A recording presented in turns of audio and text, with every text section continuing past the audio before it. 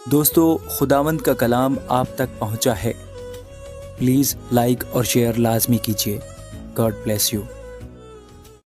اعمال پہلا باب۔ اے تھیوفلس، میں نے یہ رسالہ ان سب باتوں کے بیان میں تصنیف کیا جو یسوع شروع میں کرتا اور سکھاتا رہا، اس دن تک جس میں وہ ان رسولوں کو جنہیں اس نے چنا تھا روح القدس کے وسیلے سے حکم دے کر اوپر اٹھایا گیا۔ اس نے دکھ سہنے کے بعد بہت سے ثبوتوں سے اپنے آپ کو ان پر زندہ ظاہر بھی کیا۔ چنانچہ وہ 40 دن تک انہیں نظر آتا رہا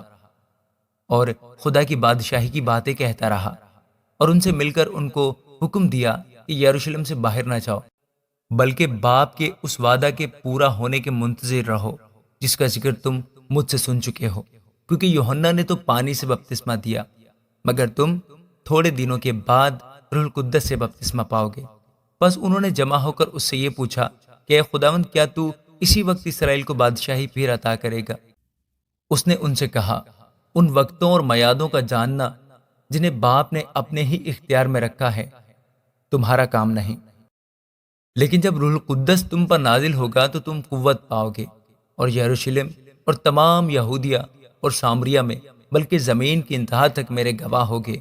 یہ کہہ کر وہ ان کے دیکھتے دیکھتے اوپر اٹھا لیا گیا، اور بدلی نے اسے ان کی نظروں سے چھپا لیا۔ اور اس کے جاتے وقت جب وہ آسمان کی طرف غور سے دیکھ رہے تھے تو دیکھو، 2 مرد سفید پوشاک پہنے ان کے پاس آ کھڑے ہوئے اور کہنے لگے، اے گلیلی مردو، تم کیوں کھڑے آسمان کی طرف دیکھتے ہو؟ یہی یسوع جو تمہارے پاس سے آسمان پر اٹھایا گیا ہے، اسی طرح پھر آئے گا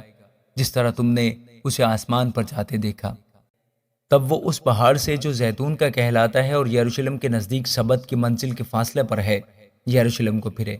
اور جب اس میں داخل ہوئے تو اس بالا خانہ پر چڑھے جس میں وہ یعنی پترس اور یوحنا اور یعقوب اور اندریاس اور فلپس اور توما اور بطلمائی اور متی اور خلفئی کا بیٹا یعقوب اور شمعون اور زیلوتیس اور یعقوب کا بیٹا یہودا رہتے تھے۔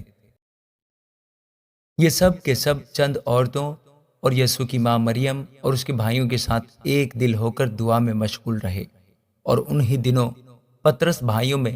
جو تخمیناً 120 شخصوں کی جماعت تھی کھڑا ہو کر کہنے لگا، اے بھائیو، اس نوشتہ کا پورا ہونا ضرور تھا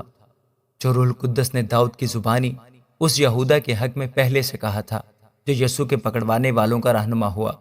کیونکہ وہ ہم میں شمار کیا گیا اور اس نے اس خدمت کا حصہ پایا۔ اس نے بدکاری کی کمائی سے ایک کھیت حاصل کیا اور سر کے بل گرا، اور اس کا پیٹ پھٹ گیا اور اس کی سب انتڑیاں نکل پڑیں، اور یہ یروشلم کے سب رہنے والوں کو معلوم ہوا، یہاں تک کہ اس کھیت کا نام ان کی زبان میں حقل دمہ پڑ گیا، یعنی خون کا کھیت، کیونکہ زبور میں لکھا ہے کہ اس کا گھر اجڑ جائے اور اس میں کوئی بسنے والا نہ رہے، اور اس کا عہدہ دوسرا لے لے۔ بس جتنے عرصہ تک خداوند یسوع ہمارے ساتھ آتا جاتا رہا، یعنی یوحنا کے بپتسمہ سے لے کر خداوند کے ہمارے پاس سے اٹھائے جانے تک، جو برابر ہمارے ساتھ رہے، چاہیے کہ ان میں سے ایک مرد ہمارے ساتھ اس کے جی اٹھنے کا گواہ بنے۔ پھر انہوں نے 2 کو پیش کیا، ایک یوسف کو جو برسبا کہلاتا ہے جس کا لقب یوستس ہے،